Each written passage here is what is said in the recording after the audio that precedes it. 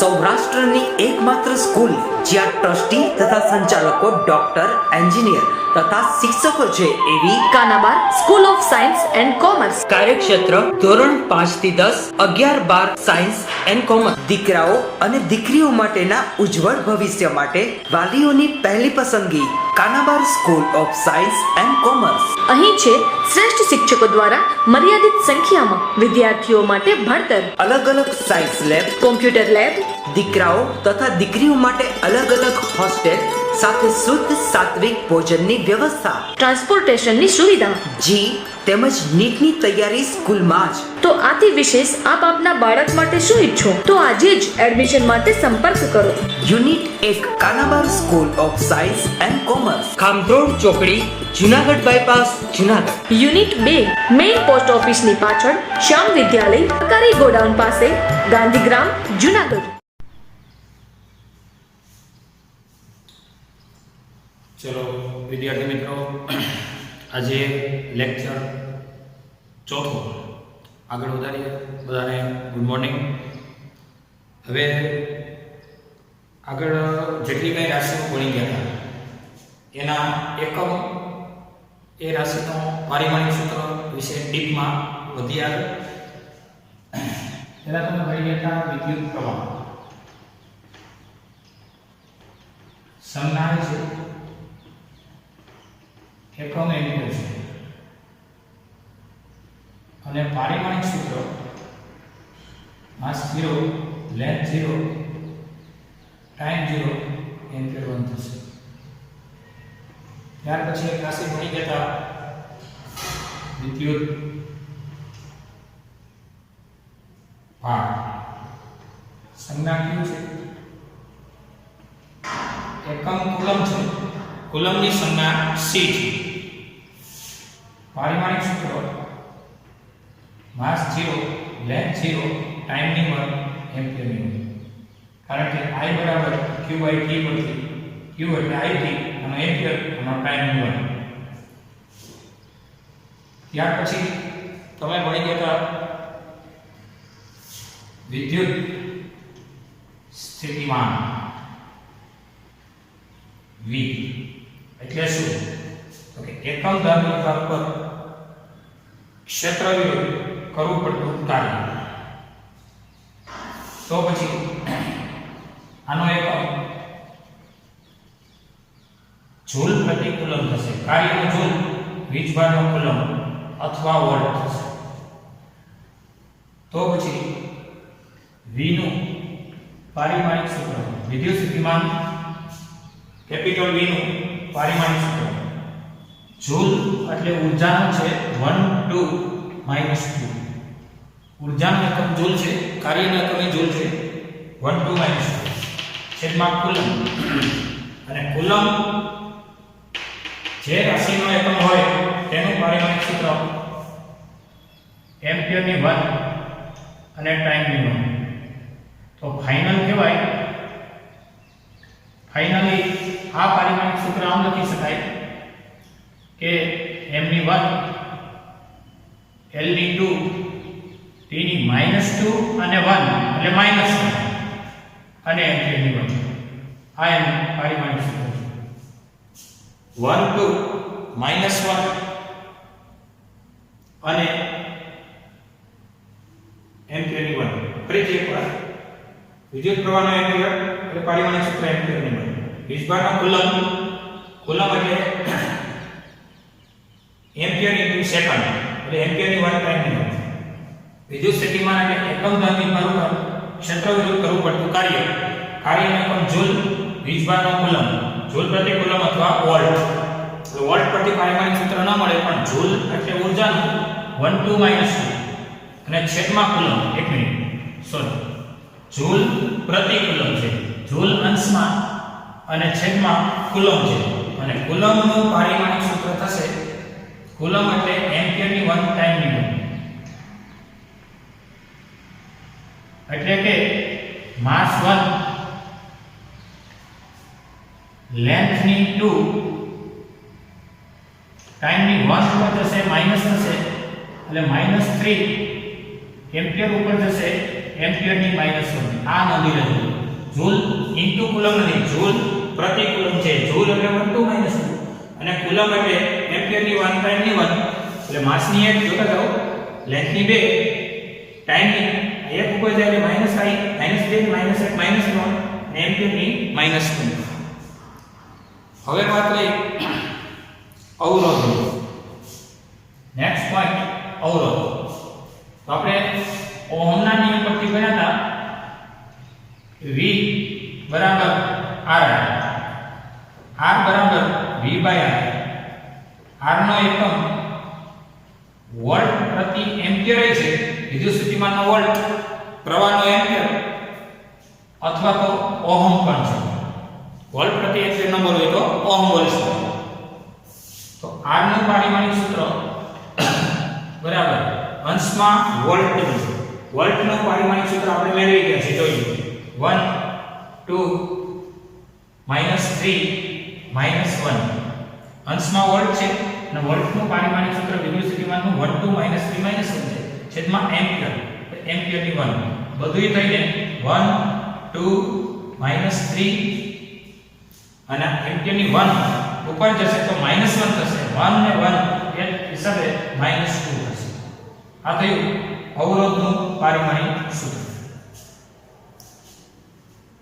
અને અવરોધનો એકમ તો જાણી ગયા છો પારિમાણિક સૂત્ર પણ જોઈ લો હવે વાત કરીએ અવરોધકતા ચલો જો અવરોધકતા સંજ્ઞા છે તો આપણે જાણીએ છીએ કે અવરોધ ચલે છે લંબાઈ અને અવરોધ ચલે છે 8 છેદનું ક્ષેત્રફળનો વ્યસ્ત લંબાઈના સમપ્રમાણમાં 8 છેદના વ્યસ્ત પ્રમાણમાં એટલે કે r બરાબર ρl / 1 તેથી r બરાબર આપણે ρ જોતું છે તો ρ બરાબર ra/l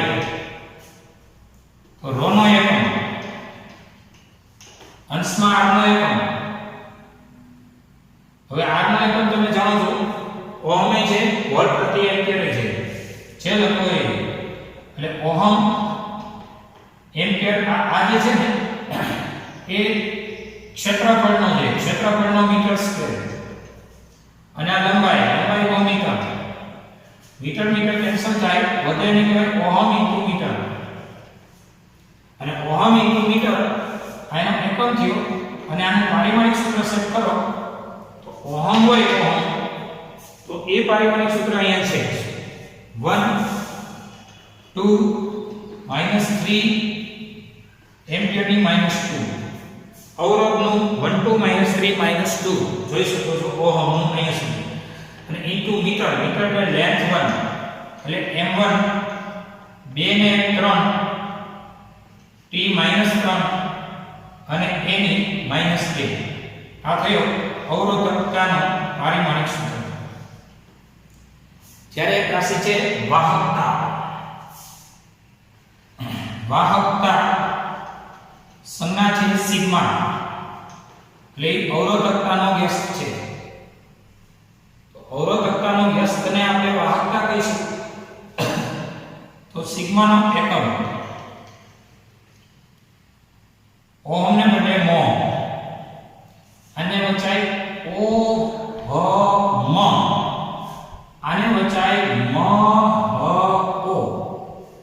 આને બોલાય ઓહમ અને આને બોલાય મહો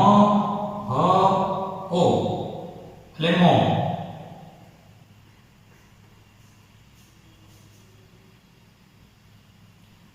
હવે એ મીટર છે તો અહીંયા થઈ જશે મીટર ઇન્વર્સ ટૂંકમાં આનો વ્યસ્ત અને આનો વ્યસ્ત થાય કહેવાય ઓહમ ઇન્વર્સ અથવા તો મો ઇન્ટુ મીટર ઇન્વર્સ હવે તમે જોઈ શકો છો કે ઓહમનો જે થતો હોય તો ઓહમનો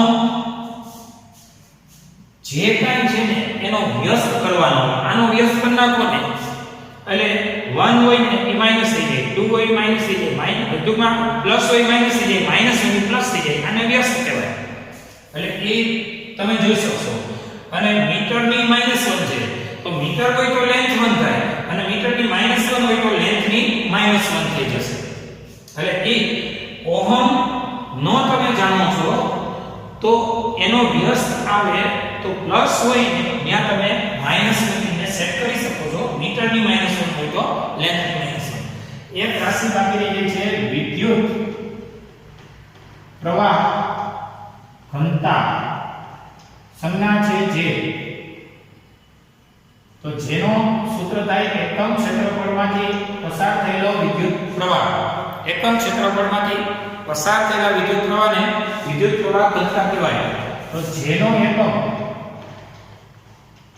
એમ્પિયર પ્રતિ મીટર સ્ક્વેર, પ્રવાહનો એમ્પિયર ક્ષેત્રફળનો મીટર સ્ક્વેર, અને જેનું પારિમાણિક સૂત્ર તો માસ નથી, મીટર સ્ક્વેર ઉપર જાય એટલે લેન્થની -2, સમય નથી, એમ્પિયરની એક ઘાત છે, એટલે આ થયું જેનું પારિમાણિક સૂત્ર. નવી કોઈ રાશિ આવશે એને આપણે એકમ અને પારિમાણિક સૂત્રમાં તમે તમારી રીતે સેટ કરી શકશો. જરૂર લાગે અમે તમને હેલ્પ કરીશું. છતાં પણ કંઈ એવું બાકી હોય તો આપણે વેકેશન ખુલતામાં તમારે કંઈ પણ એવા પર્સન કોઈ પણ આઉટ ઓફ ટેક્સ ના હોય તો ટીક કરી રાખવા. બાકી જે કંઈ જરૂરી રાશિ છે એ આપણે માહિતી આપતા જઈશું. એકવાર ફરીથી વિદ્યુત પ્રવાહ તો તમે જાણો છો એમ્પિયરની વાન, વીજભાર કુલમ અને એમ્પિયર પર ટાઈમ વન. વિદ્યુત સ્થિતિમાન એટલે એકમ ધારી પર ક્ષેત્ર વિરુદ્ધ કરવું પડતું કાર્ય એટલે કાર્યનો જૂલ, અને વીજભારનો કુલમ, જૂલ પ્રતિ કુલમ એટલે વોટ, એ પણ આપણે જાણી શકીએ છીએ. અને જૂલ હોય જૂલ એટલે એકની ઊર્જાનો 1 2 -2, અને કુલમ હોય તો એમ્પિયર 1 ટાઈમ 1 એટલે m1 L2 t ની -3 થશે અને એમ્પિયરની -1 થશે. આ થી વિદ્યુત સ્થિતિમાનનું પારિમાણિક સૂત્ર. ત્યાર પછી ઓહમના નિયમ પરથી V બરાબર R, R બરાબર V by I.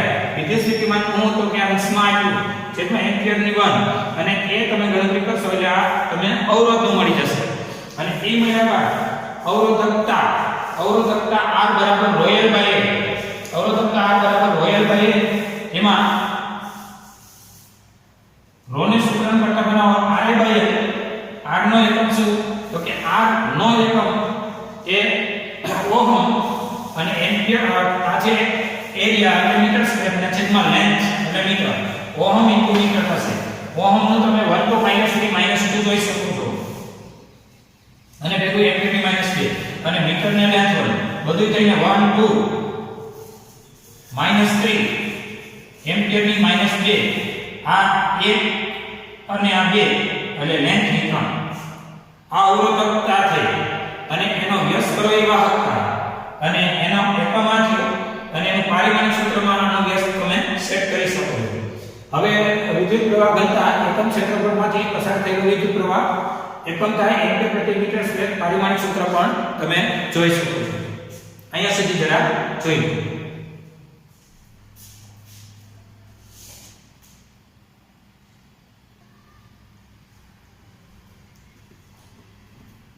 ચલો હવે નેક્સ્ટ પોઈન્ટ મળશું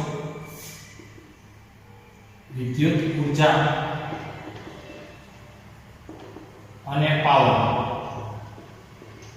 વિદ્યુત ઊર્જા અને પાવર. તો આવો કોઈ સુવાહક તાર છે, એના બે બિંદુઓ છે A અને B.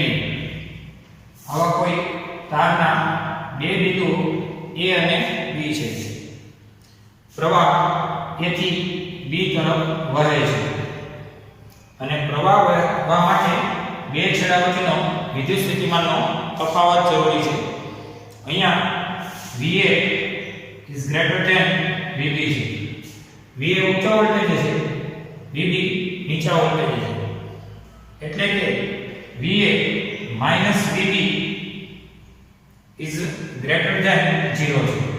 VA minus VB is greater than 0 છે. તો આવો કોઈ તાર છે, બે છેડા વચ્ચેનો વિદ્યુત સ્થિતિમાનનો તફાવત એ 0 થી મોટો છે, એનો મતલબ કાંઈ ધન મૂલ્ય છે. જો બંને છેડા માટે વિદ્યુત સ્થિતિમાન સમાન હોય તો વિદ્યુત સ્થિતિમાન તફાવત 0 થાય, અને જો VA જેટલો જ VB હોય તો VA VB એ 0 થાય. તો ઓહમના નિયમ પરથી વોલ્ટેજ તફાવત 0 હોય તો વોલ્ટેજ તફાવત 0 હોય તો કોઈ પ્રવાહ વહે નહીં.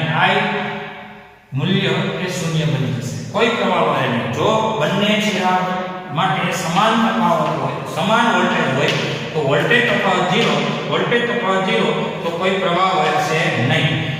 જો આમ હોય તો અન્યથા A પાસે મોટો વોલ્ટેજ છે, B પાસે નાનો વોલ્ટેજ છે, VA મોટો VB નાનો, VA VB કરો ઇઝ ગ્રેટર ધેન 0 થશે. એટલે કે મોટા વોલ્ટેજ થી નાના વોલ્ટેજ તરફ એ પ્રવાહનું વહન થશે. તો હવે આગળ વધીએ એમાં ડેલ્ટા T સમયગાળામાં A થી B તરફ વીજભાર ગતિ કરે છે. A થી B તરફ વીજભાર ગતિ કરે છે. જો અત્યારે હું જે ભણાવું છું ને એમાં વીજભારની ગતિ A થી B તરફ થવી એટલે ભણવા માટે છે ને ધન વીજભારની ગતિને ધ્યાનમાં લેવામાં આવે છે. ખરેખર ધન વીજભાર ગતિ કરતા નથી, ગતિ કરે છે ઇલેક્ટ્રોન. એટલે તમારે મગજમાં આવું રાખવાનું કે ઇલેક્ટ્રોન આમ આવે છે. મેં કહું A થી B તરફ પ્રવાહ છે તો A થી B તરફ વીજભારની ગતિ છે એવું અહીંયા બોલ્યો. તો A થી B તરફ વીજભારની ગતિ થવી એનો મતલબ A થી B તરફ ધન વીજભારિત કણોની ગતિ થવી.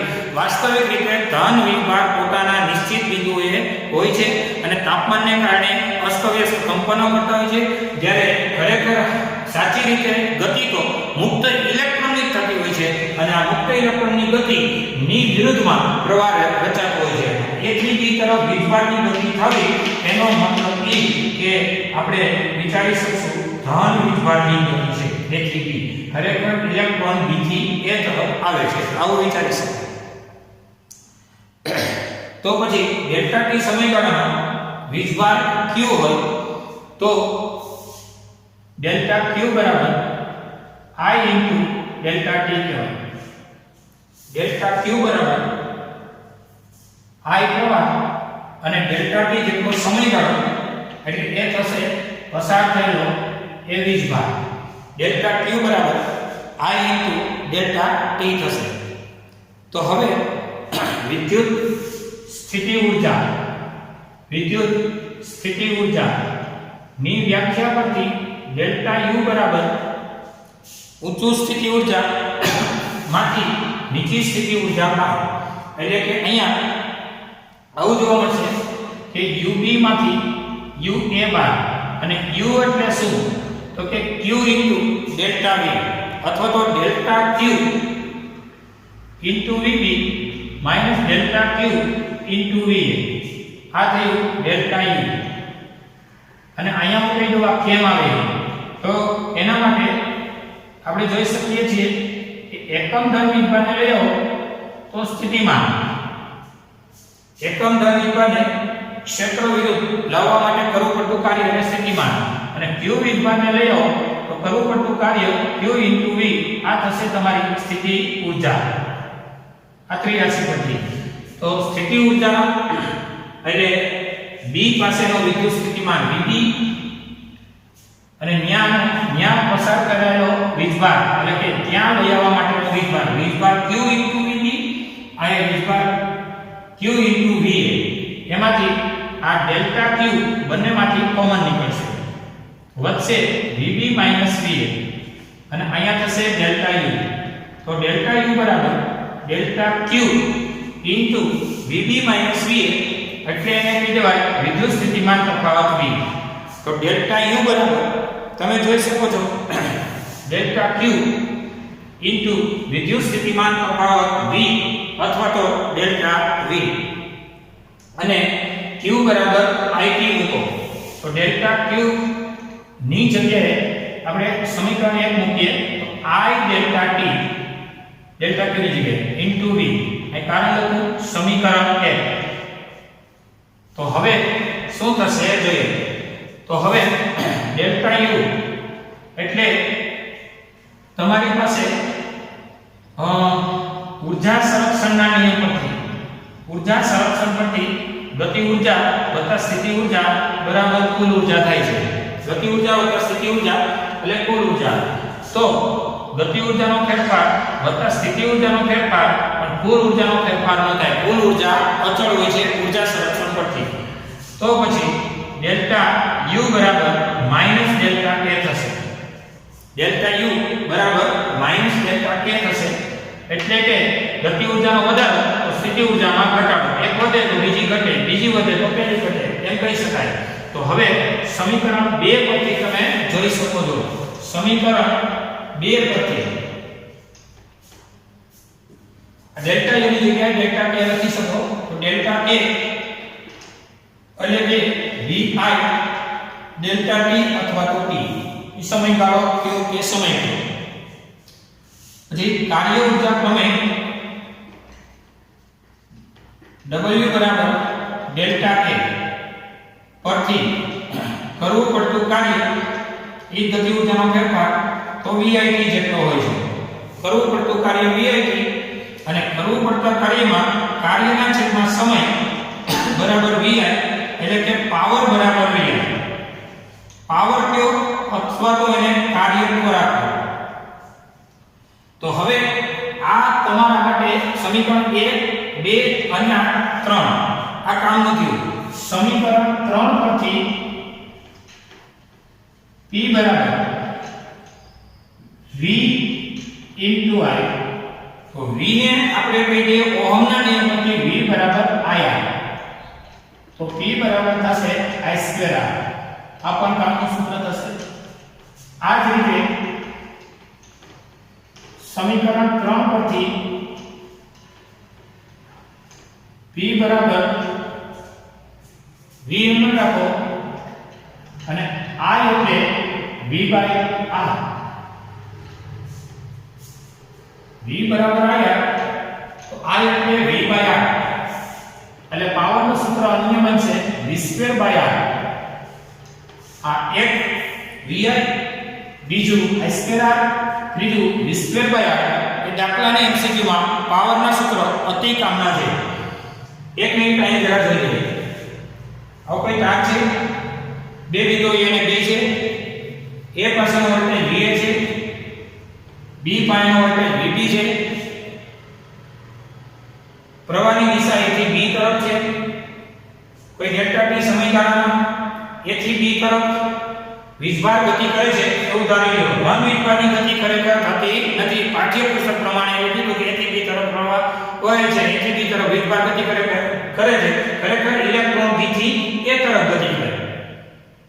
કઈ વાંધો નહીં. તો A પાયનું સ્થિતિમાન માઈનસ B પાયનું સ્થિતિમાન કરો તો એ સ્થિતિમાન તફાવત થશે એ 0 કરતા મોટો થશે.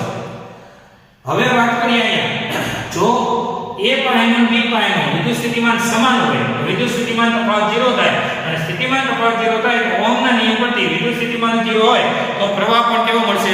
0 મળશે. આ એક વાત તમે જાણો છો. બીજી બાબત કે ડેલ્ટા Q જેટલો વીજભાર આપણે એમ કહીએ છીએ કે આમ જે છે ધન ખરેખર ધન જતો હાલ કઈ વાંધો નહીં. ઇલેક્ટ્રોન આમ આવે છે તો ઇલેક્ટ્રોન એમ તો ન આવે. ઇલેક્ટ્રોનને બાહ્ય એવી બેટરી એટલે કે વોલ્ટેજ આપવું પડે. ચલો આ બાહ્ય વોલ્ટેજ. બાહ્ય વોલ્ટેજ નો આ છે ધન, આ ઋણ. એટલે આ છેડો ધન કહેવાય, આ છેડો ઋણ કહેવાય. ઇલેક્ટ્રોનો ધન તરફ આકર્ષણ અને એનાથી વિરુદ્ધ દિશામાં આપણે પ્રવાહની દિશા લઈએ છીએ એવા ચિત્ર. તો આ ઇલેક્ટ્રોનનો આકર્ષણ છે. તો વાત કરીએ છીએ કે અહીંથી અહીંયા સુધીનો જથ્થો કેટલા ટાઈમ સુધીમાં જાય છે તો કે ડેલ્ટા t સમયગાળામાં ડેલ્ટા q જેટલો પ્રવાહ પસાર થાય. ડેલ્ટા t સમયગાળામાં ડેલ્ટા q જેટલો પ્રવાહ પસાર થાય. આમ લખી શકાય ડેલ્ટા t સમયગાળામાં ડેલ્ટા q જેટલો પ્રવાહ પસાર થાય તો delta q by delta t ને કહેવાય પ્રવાહ. Delta q by delta t પ્રવાહ કહેવાય. અહીંથી અહીંયા સુધીના વીજભારોનો જથ્થો ડેલ્ટા q અને અહીંથી અહીંયા સુધી પહોંચવા માટે લાગતો સમય ડેલ્ટા t. તો I બરાબર delta q by delta t. તેથી ડેલ્ટા q ને કહેવાય I ડેલ્ટા t. સમીકરણ જોઈ શકો છો.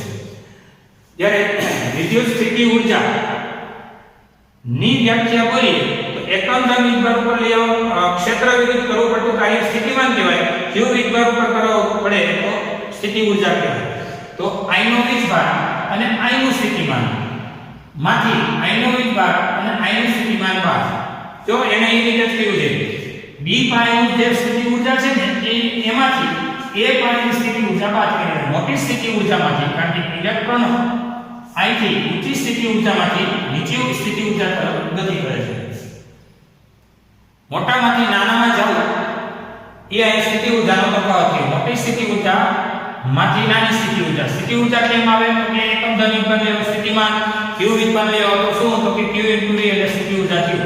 એટલે અહીંયાનો વોલ્ટેજ અને અહીંનો વિદ્યુતભાર માંથી અહીંનો વોલ્ટેજ અને ત્યાં પહોંચેલો વિદ્યુતભાર અને વિદ્યુતભાર સંરક્ષણ એમ કહે છે કે અહીંયા જે વિદ્યુતભાર હોય ને એ વિદ્યુતભાર અહીંયા મળવાપાત્ર છે.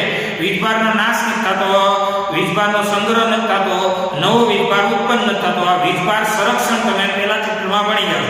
એટલે અહીંનો વિદ્યુતભાર q, અહીંનો વિદ્યુતભાર q, અહીંનો વોલ્ટેજ va, vb, અહીંનો વોલ્ટેજ a પાસે હોય તો va.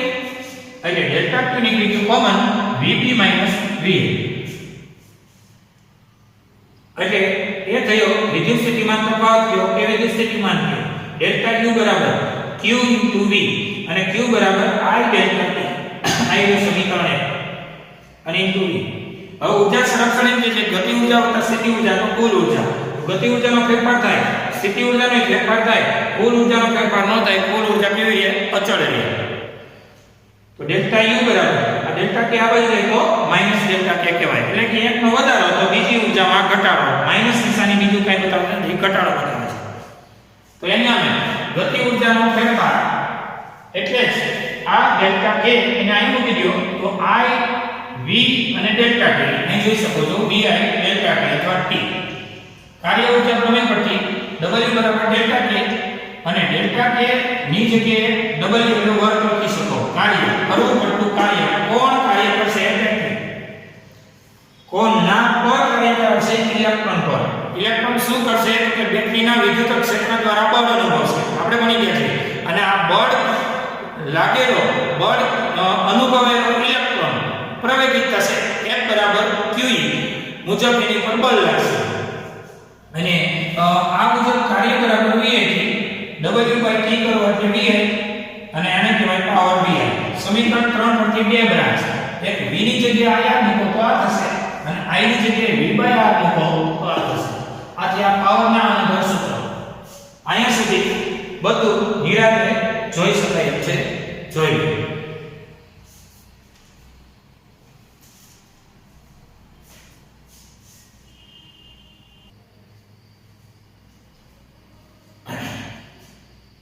चलो આપણે પાવર P બરાબર VI સૂત્ર મેળવી લીધું. આના પરથી P બરાબર V * I અને પાવર P બરાબર V * I આવું પણ મેળવ્યું. V બરાબર IR અને I એટલે V/R V²/R અને અહીંયા I² આવું સૂત્ર મેળવ્યું. મારે આની ચર્ચા કરવી છે. પાવર એટલે એકમ સમયમાં કરેલું કાર્ય અથવા એકમ સમયની ઊર્જા. I મૂલ્યનો પ્રવાહ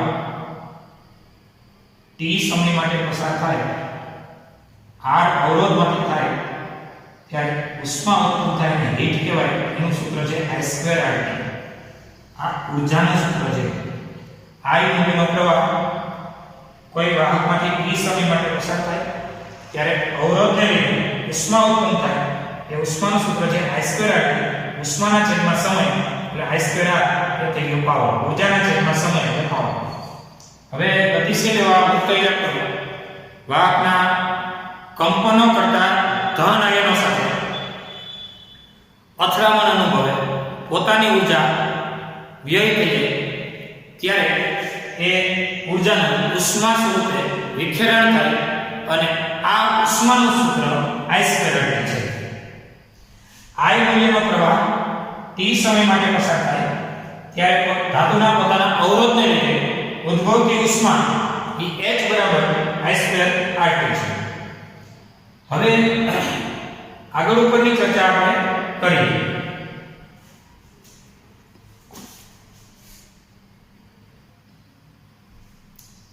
ચલો આપણે આ છે બેટરી. તો બેટરી ડીપમાં ભણીએ ને તો બેટરીના બે પ્રકારો થશે. એક સૂકો કોષ, કોષ એટલે બેટરી અથવા સેલ, અને એક સંગ્રાહક કોષ. સૂકો કોષ એકવાર વપરાશ બાદ એને ફેંકી દેવાનો હોય છે, જ્યારે સંગ્રાહક કોષ એની પોલારિટી બદલાવી અને રિચાર્જ કરી શકાય હોય છે. બેટરીમાં ભરેલું છે, આ છે બેટરી, આ છે વિદ્યુત દ્રાવણ.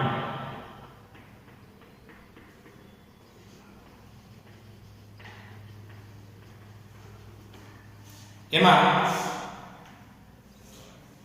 ધન વિદ્યુત અવરોધ અને ઋણ વિદ્યુત અવરોધ અને ઇલેક્ટ્રોડ કહેવાય.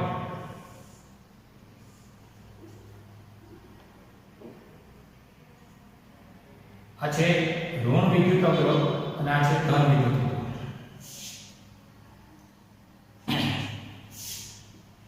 આ છે બાહ્ય અવરોધ.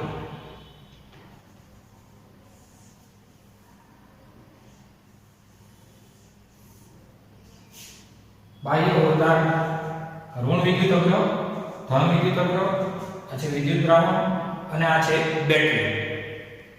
હવે ખાસ કરીને પ્રવાહનું નિર્માણ થશે તો આપણને એમ થાય કે ભાઈ પ્રવાહ કે નથી. ડીપમાં આપણે લેક્ચર આખામાં બેટરી જ ભણીશું. અત્યારે ખાલી જરૂરી માહિતી મેળવી લો તો કે ભાઈ બેટરીના રાસાયણિક દ્રવ્યોમાં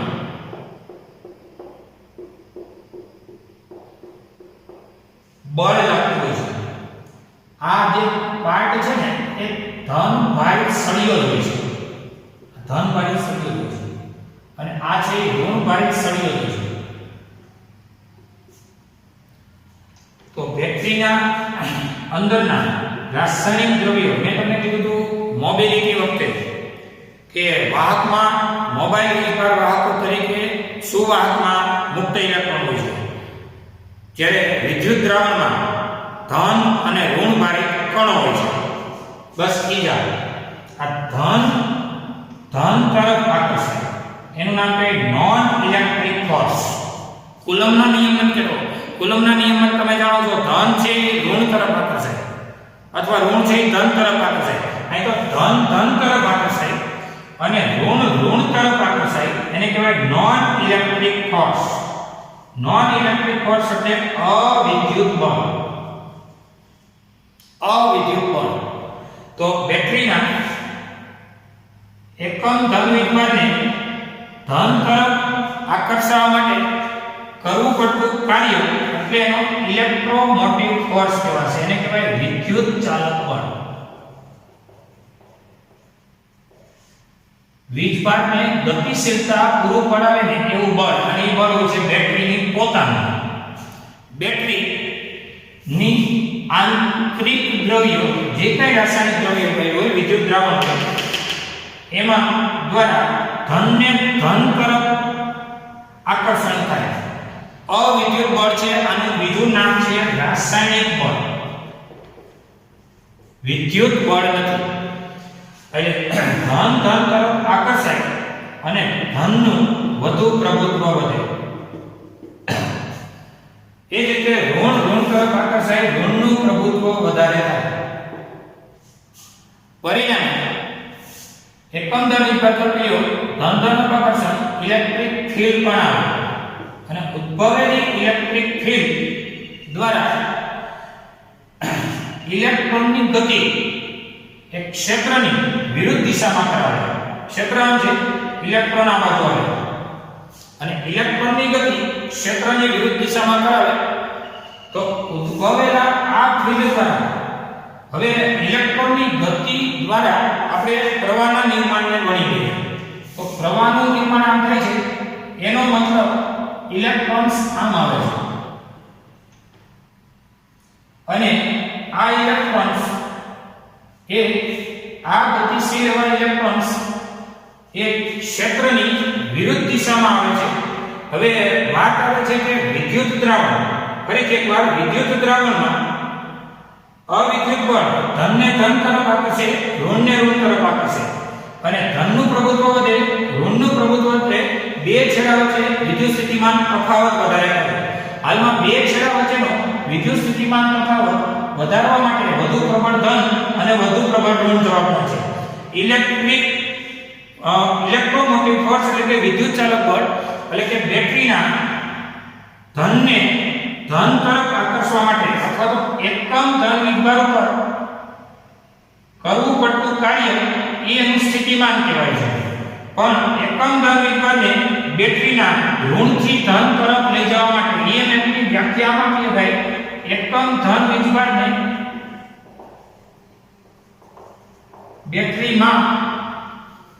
બેટરીની અંદર માઈનસ થી પ્લસ તરફ લાવવા માટે કરવું પડતું કાર્ય. એકમ ધન વિદ્યુતભાર વધુ ધન અહીંયા આકર્ષી શકે અને વધુ ધન આકર્ષી શકે પરિણામ શું આવે એ કહીએ તો કે અહીંયા આપણે આમ ભણી છે બેટરી માટે પરિપથ સંજ્ઞા. આ છે પરિપથ સંજ્ઞા. પરિપથ સંજ્ઞામાં આમ ભણી છે તો એમાં પ્રવાહનું નિર્માણ આમ બતાવી છે. ધનમાંથી બહાર નીકળતો આર્ય ધન એમાંથી પ્રવાહ બહાર નીકળે છે અને પ્રવાહ બહાર નીકળે છે એનાથી વિરુદ્ધ દિશામાં ઇલેક્ટ્રોન આવે છે. ઇલેક્ટ્રોનની ગતિ જરા જોઈ લઈએ. આ ઇલેક્ટ્રોન્સ છે.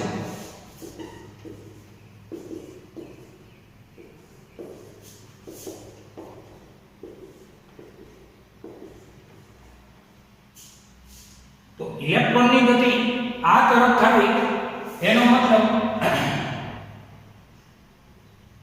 ઋણ વધુમાં વધુ ઋણ તરફ આકર્ષાય અને વધુમાં વધુ ઋણ તરફ આકર્ષાય અને પછી આકર્ષાયેલા વધુમાં વધુ ઋણ એ ઇલેક્ટ્રોન એટલે કે આ જે સળિયા પરથી એ પરિપથ માટે ધન તરફ આકર્ષાવા લાગે છે અને ધન તરફ આકર્ષાવા લાગે ને બાહ્ય પ્રવાહનું નિર્માણ થાય એમાં અવરોધ આ જવાબદાર છે. આ બધું આંતરિક છે. આ આંતરિક પ્રવાહ કહેવાય અને એના દ્વારા આંતરિક અવરોધ પણ ઉત્પન્ન થાય. આંતરિક અવરોધ એટલે ઇન્ટરનલ રેઝિસ્ટન્સ સ્મોલ r છે અને આ બાહ્ય અવરોધ છે. સ્મોલ r એ આંતરિક અવરોધ છે. કેપિટલ R એ બાહ્ય અવરોધ છે. તો આમાં એકમ ધન વિદ્યુતભારને એટલે કોઈ એક મૂલ્યનો ધન વિદ્યુતભાર હોય બેટરીમાં ઋણથી ધન સુધી લાવવા માટે બેટરી દ્વારા કરવું પડતું કાર્ય એ બેટરીનું EMF કહેવાય. અને વધુ અહીંયા ધન આવી શકે એનો મતલબ એ થયો કે બેટરી શું પૂરું પાડે છે? ધનને વધુ અહીં ખેંચે છે બેટરી. તો વધુ ધનનો પ્રભાવ થયો એટલે આમાંના ઋણ ખેંચાણા અને ખેંચાયેલા ઋણ એ બેટરી દ્વારા બાહ્ય પરિપથ દ્વારા એ ઇલેક્ટ્રોન એ આ સળિયા તરફ આવે છે અને બાહ્ય પરિપથ દ્વારા ઇલેક્ટ્રોન આ સળિયા તરફ આવે એના કારણે પ્રવાહનું નિર્માણ થાય છે. પ્રવાહના નિર્માણ માટે જવાબદાર છે શું? તો કે એકમ સમયમાં વાહકના આંતરમાંથી પસાર થતો વીજભાર. તો આમાં પ્રવાહનું નિર્માણ થવું એનો મતલબ ઇલેક્ટ્રોન ગતિ કરવું એકમ સમયમાં. તો એકમ સમયમાં વીજભાર ગતિ કરવા માટે શું કરવું? તો કે બે છેડા વચ્ચે વિદ્યુત સ્થિતિમાન તફાવત આપો. બે છેડા વચ્ચે વિદ્યુત સ્થિતિમાન તફાવત કોણ આપી શકે? તો કે બેટરી. બેટરી કઈ રીતે આપી શકે? તો કે ધનને ધન તરફ ખેંચાડે, ઋણને ઋણ તરફ ખેંચાડે. એ બળનું નામ કહેવાય અવિદ્યુત બળ એટલે કે નોન ઇલેક્ટ્રિક ફોર્સ અથવા તો એને કહેવાય રાસાયણિક બળ. અને પરિણામે પ્રબળ ધન અને પ્રબળ ઋણની અસરને કારણે બાહ્ય પરિપથમાંના ઇલેક્ટ્રોન એ ઋણ ભારિત કણો એ ધન સળિયા તરફ આકર્ષણ થશે. આ બાહ્યની વાતો આવે છે. આ બાહ્ય પ્રવાહ કહેવાય. અહીંયા જે વાત આવે છે ને કે આટલા પૂરતો એ આંતરિક પ્રવાહ કહેવાય અને આંતરિક અવરોધ કહેવાય. અને આ બાહ્ય પ્રવાહને જે ડિસ્ટર્બ કરતો હોય એ બાહ્ય અવરોધ છે કેપિટલ R, જેને કારણે ઉષ્મા સ્વરૂપે I2R જેટલો પાવર વ્યય થાય. I2R આ પાવર જ્યારે E એક્સટર્નલ પાવર કહેવાય. જ્યારે P ઇન્ટરનલ ની વાત કરીએ તો I2 સ્મોલ r એટલે કે આ બેટરી ગરમ થઈ જશે. એટલે કે વપરાશને અંતે એ શું થશે? તો કે ઉષ્મા સ્વરૂપે ઊર્જાનો વ્યય કરશે. તો આના માટે EMF ની વ્યાખ્યા તમે નોંધી શકશો. બીજી વાત કરીએ આંતરિક ઊર્જાની. આંતરિક અવરોધ છે. આંતરિક અવરોધ એટલે અંદરના વીજભારિત કણોની ગતિને લીધે ઉદ્ભવતો અવરોધ એ સ્મોલ r છે. અને આંતરિક પ્રવાહ કેપિટલ I બાહ્ય પ્રવાહ પણ કેપિટલ I છે. આ છે બેટરીની પરિપથ સંજ્ઞા આવી છે ઋણથી ધન. આ ટાઈપનો આપણે પ્રવાહની દિશા બતાવી છે અને આ રીતે આપણે વિચારીશું. આ પ્રવાહની દિશા છે. બહાર જુઓ તો ધનથી ઋણ, અંદર જુઓ ને અંદર તો ઋણથી ધન. જો અંદર બહાર ધનથી ઋણ પ્રવાહ અને અંદર જુઓ તો ઋણથી ધન પ્રવાહ એટલે અંદરનો પ્રવાહની દિશા આમ છે. એટલે ટૂંકમાં આ તમારું બેટરીનું એક સાદું સ્વરૂપ હતું. થોડી વધારે ડીપમાં ચર્ચા થઈ ગઈ છે પણ તમારે બેટરી માટે બે છેડા વચ્ચેનો વિદ્યુતસ્થિતિમાન તફાવત જોવાનો, EMF ની વ્યાખ્યા નોંધી શકાય છે. એકમ ધન વિભાગને બેટરીના ઋણથી ધન સુધી લઈ જવા માટે બેટરી દ્વારા કરવું પડતું કાર્ય એનો ઇલેક્ટ્રોમોટિવ ફોર્સ કહેવાય, વિદ્યુત ચાલક બળ કહેવાય. અને સ્મોલ r એ આંતરિક અવરોધ છે, એ વીજભારિત કણો દ્વારા ઉદ્ભવતો અવરોધ છે. અને આ રીતે પ્રવાહનું નિર્માણ છે. છતાં જોઈ લઈએ